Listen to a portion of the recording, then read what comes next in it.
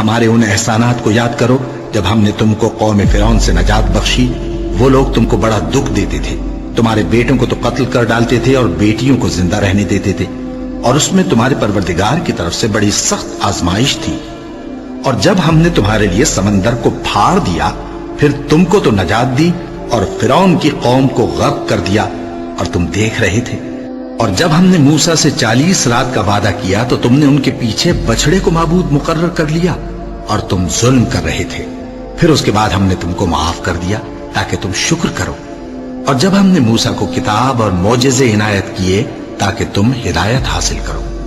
اور جب موسیٰ نے اپنی قوم کے لوگوں سے کہا کہ بھائیو، تم نے بچڑے کو معبود ٹھہرانے میں اپنی جانوں پر ظلم کیا ہے، تو اپنے پیدا کرنے والے کے آگے توبہ کرو، پھر اپنوں کو قتل کرو، تمہارے خالق کے نزدیک تمہارے حق میں یہی بہتر ہے۔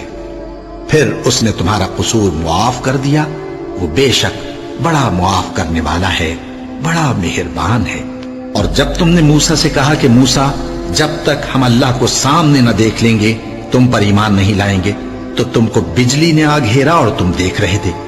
پھر موت آ جانے کے بعد ہم نے تم کو اثر نو زندہ کر دیا تاکہ احسان مانو۔ اور ہم نے بادل کا تم پر سایہ کیے رکھا اور تمہارے لیے من و سلوہ اتارتے رہے کہ جو پاکیزہ چیزیں ہم نے تم کو عطا فرمائی ہیں ان کو کھاؤ پیو، مگر تمہارے بزرگوں نے ان نعمتوں کی کچھ قدر نہ جانی، اور وہ ہمارا کچھ نہیں بگاڑتے تھے بلکہ اپنا ہی نقصان کرتے تھے۔ اور جب ہم نے ان سے کہا کہ اس گاؤں میں داخل ہو جاؤ اور اس میں جہاں سے چاہو خوب کھاؤ پیو، اور دیکھنا دروازے میں داخل ہونا سجدہ کرتے ہوئے اور حطوتن کہنا، ہم تمہارے گناہ معاف کر دیں گے اور نیکی کرنے والوں کو اور زیادہ دیں گے۔ تو جو ظالم تھے انہوں نے اس لفظ کو جس کا ان کو حکم دیا تھا بدل کر اس کی جگہ اور لفظ کہنا شروع کیا، بس ہم نے ان ظالموں پر آسمان سے عذاب نازل کیا کیونکہ نافرمانیاں کیے جاتے تھے۔ اور جب موسیٰ نے اپنی قوم کے لیے ہم سے پانی مانگا تو ہم نے کہا کہ اپنی لاٹھی پتھر پر مارو۔ انہوں نے لاٹھی ماری تو اس میں سے 12 چشمے پھوٹ نکلے، اور تمام لوگوں نے اپنا اپنا گھاٹ معلوم کر کے پانی پی لیا۔